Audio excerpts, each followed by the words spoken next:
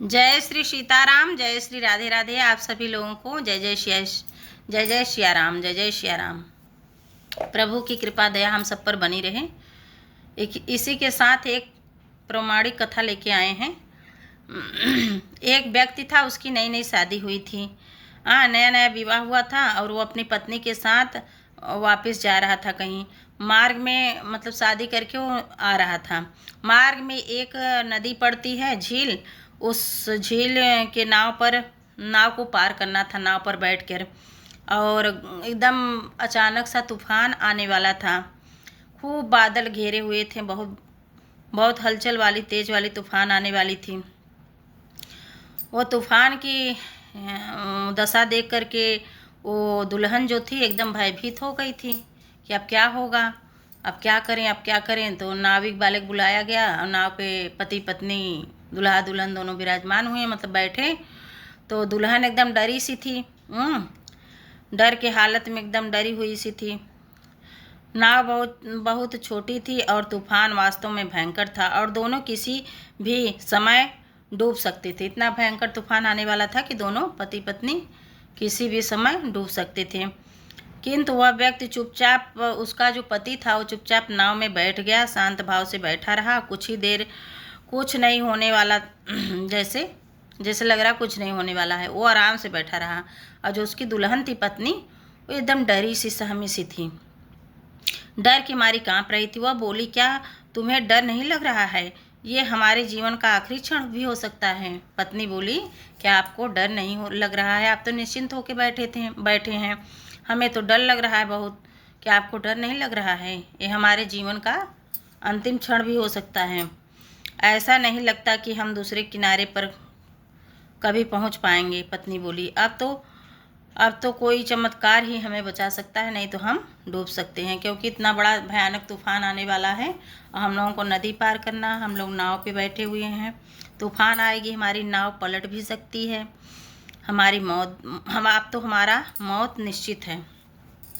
ऐसा वो डर गई थी और ऐसे बोल रही थी अपने पति से, क्या तुम्हें बिल्कुल डर नहीं लग रहा है?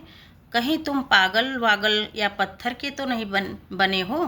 क्या कहीं तुम पागल वागल और पत्थर के तो नहीं बने हो जो कोई जवाब नहीं दे रहे हो? आपको कोई डर नहीं लग रहा है? उसकी दुल्हन ऐसे बोलती है अपने पति से।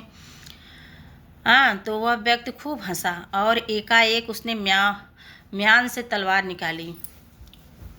वो व्यक्ति खूब हंसा और म्यान से एक तलवार निकाली और उसके गले तर अपनी पत्नी के लगा के बोला, बताओ अब तुम्हें डर लग रहा है? औरत की गर्दन के पास लेके आया और बोला, बताओ अब तुम्हें डर लग रहा है? बिल्कुल कम फर्क बचा था उसके गले से उतरने के लिए। गले के पास लगा दिया तलवार उसका पति। तो बताओ अब तुम्हें डर लग रहा है? वो पत्नी से बोला, क्या अब तुम्हें डर लग रहा है? पत्नी खूब तेजी से हंसी और बोली, जब तलवार आपके हाथ में है तो मुझे डर क्यों लगे? क्योंकि आप हमें बहुत प्यार करती हो। उससे तलवार वापस म्यान में डाल दी। पति तलवार उठा के म्यान में डाल दी वापस और बोला कि यही उत्तर है हमारा। मैं जानता हूँ कि भगवान मुझे बहुत प्यार करते हैं और ये तूफान उनके हाथ में है, इसलिए जो भी होगा वो अच्छा ही होगा। अगर हम बच गए तो भी अच्छा है, नहीं बचे तो भी अच्छा है। अच्छा क्यों अच्छा है? क्योंकि सब कुछ उस परमात्मा के हाथ में है और वो कभी हमको कभी कुछ भी गलत नहीं कर सकता हमारे साथ। वो जो भी करेंगे हमारे भले के लिए होगा। हमेशा विश्वास बनाए रखें। व्यक्ति को सदैव उस पर परम पिता परमात्मा का हमेशा विश्वास बनाए रखें। हर व्यक्ति को चाहिए कि परमात्मा के ऊपर विश्वास बनाए रखें। और परम पिता